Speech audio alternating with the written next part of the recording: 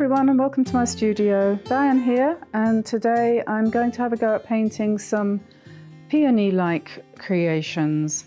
This is my practice sheet here on sketch paper, so I'm not getting the kind of movement of the colour that I would like here, lots of backgrounds and so on, which can look good in the right position, but obviously here this is not a brilliant idea. But I've stretched a piece of paper, and although it's only a lightweight paper, because it's been stretched, hopefully it'll behave itself a little bit better. And peonies are something that's very difficult but very popular, so I thought I'd give it a go. So don't expect too much today. It's early, it's only 11:15. I haven't had my second cup of coffee yet, and yeah, so let's not expect too much, eh? Now I'm going to be using 4 colours for this: quinacridone gold, transparent yellow, potter's pink, and cobalt blue, and 2 brushes, a small round number 7 and a larger number 14 probably for that. I have my little palette there for trying out the colours, and somewhere around I should have a piece of paper that I can test things out on too. I've wet my paints, and if I haven't I will now, with a drop of water just to get them going a little bit, wake them up. I could do with a bit of water, I think, myself. So yes, okay, so we'll see how this goes. Now, I'm a great believer in indicating where you're going to put something before you put it there, just in case, because I always go wildly wrong if I don't. So bearing in mind the rules of composition, not to put anything slap bang in the middle, we'll try to avoid that. The middle of a painting is always my weak spot, I do find. So I'm going to, let's say we're going to try and make this pencil work. We're going to put one flower kind of here, another one kind of here, and the other one kind of there. And then we'll have leaves coming out around and about, which we'll kind of put in as and when we get started.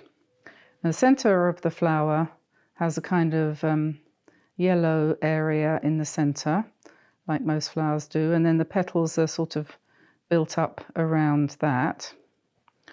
There are 2 different ways. Some people start by painting the petals and then they put the centre in.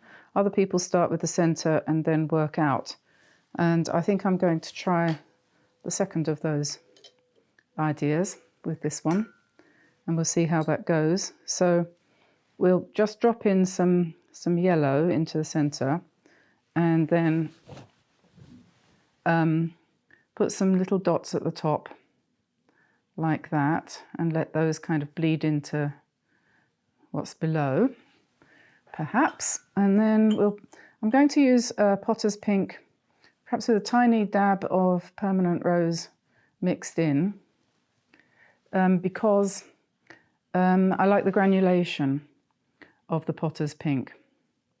So that should add something to the texture of the flowers. Now, I've done what you do, and I have watched other people doing tutorials on this, and people say things like, make sure you leave gaps between the petals, which I think is fair enough. And then obviously as they come out further, they're going to get bigger, and smaller ones round the back. I mean, this might not work at all, and I don't want to be either stressed or to make you feel stressed by expectations. So the less you think about what you're doing, I think, the better. And then I think if we drop colour in at the bottom of each petal, we'll see what happens. We have to let it run. You can't really control too much. I don't know. We'll see. Going to paint the leaves in a sort of violet colour rather than green. I forgot to mention that at the beginning.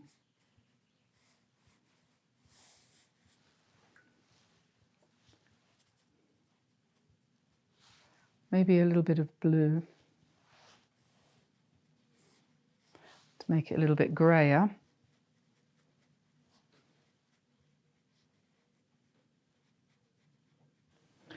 Just dragging the edges of the leaf out a little bit to give a slight effect of serration.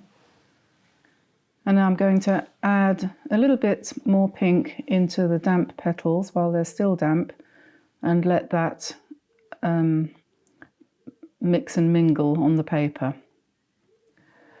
Now I'm going to start the second flower, and as I'm getting into this, I'm beginning to loosen up a little bit, so painting more in my style rather than with the ideas of other painters in mind. And the strokes, as you can see, are becoming a little bit freer, and the painting is turning into something of a semi-abstract kind of version of the peony, which is really my style. And you'll find this, that when you follow the tutorials, you really you can, what I would suggest is to do one copy which is really trying to follow exactly what I do, and then put that to one side and do it again, only allow yourself the freedom to do things your way. And that way some of the things that you learn from watching me or any other tutor will be incorporated into your actual style and your knowledge as you build up your skills. The last thing you want to do is to copy anyone absolutely exactly. It never works, ultimately. And everybody wants to build up their own style. Everyone wants to have a style of painting that's recognisably their own, ideally. And that's the way to do it, really. It's always a good idea to use other people's examples. Like I say, I still do it too, but I don't try to copy other people. I look at other people's work and go from there.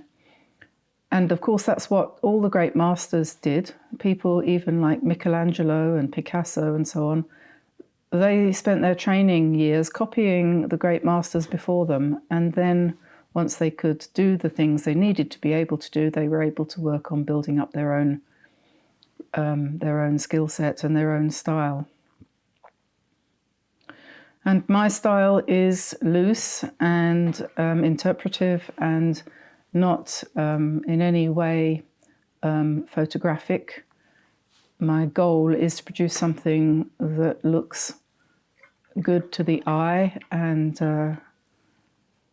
doesn't necessarily have to look exactly like what I started off with in mind. I'm just scratching in some veins now using bamboo ink dipper pen, just to give a little bit of shape to the leaves. And as you can see, the shapes on the insides of the peonies are unformed at the moment, and what I have to do now is I'm just going to lift out a little bit of the colour here and there where I feel it might have gone a little bit too dark. And it's still, the paper is still allowing the paint to move a little bit. And if I wasn't doing this for a video, I would probably put this to one side and let it dry naturally at this point, but I'm going to probably dry it off now with a hairdryer so that we can go to the next stage of putting in the second layer of paint over the top of the first layer. So now it's dry. I'll just test that by just touching lightly with my fingers to make sure that that's completely dry. And what I feel now is that I want to intensify some areas by coming in with another wash just to strengthen some of the colours. The thing to do is to remember not to deaden your painting by putting different colours on top of one another. So in other words, first of all, we're going to go to the centres of the flowers and we're going to emphasise the yellows by adding more yellow. This is quinacridone gold. And I'm just dropping in some stamens and indicating roughly the shape of the stamens going down into the centre of the flower. And that's going to look different on this one because the under painting is more lemony coloured, but I'm using the same thing and adding some transparent yellow at the bottom. And the one at the back, same thing, it already has some of those stamens there, so I'm just emphasizing that a little bit. And then I'm going to come into the petals again with some more Potter's Pink, just tinted a little bit with Permanent Rose, and just stroke in some shadows to try to emphasize the petals a little bit, making sure that I'm putting pink over pink and yellow over yellow, and when I come to the leaves it'll be a case of violet over violet, not putting the complement on top because then everything becomes grey. So your shadows are going to be the same colour as the lighter parts of the leaves and petals. So we've got violet coloured leaves here, so I'm coming in with a little bit more violet blue just to emphasise that in the shadowy areas there. The ones at the back of the flower at the top, we're going to come in with some greenish tone there with yellow and blue mixed together.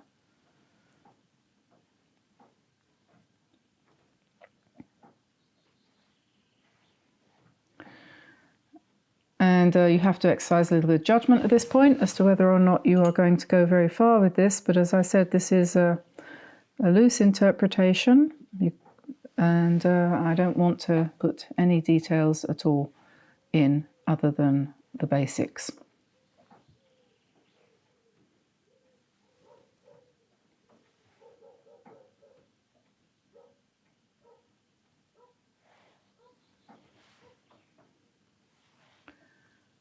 A few more strokes of quinacridone gold there.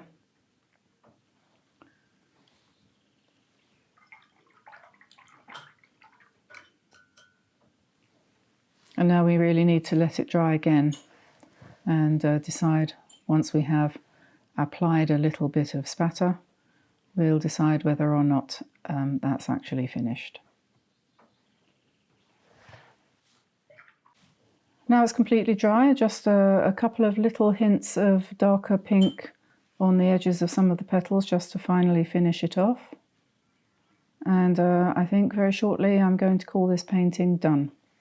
So thank you very much for being with me today. I hope you enjoyed watching me attempt to paint these peonies, and I hope you give it a try. Remember what I said about doing, basically trying to do a copy of my work first of all, and then go for it, work on your own style development. So thanks very much for being here, and I'll see you again soon. Don't forget to give me a like and subscribe and turn on notifications if you wouldn't mind. So see you again soon. Bye everybody. Bye bye.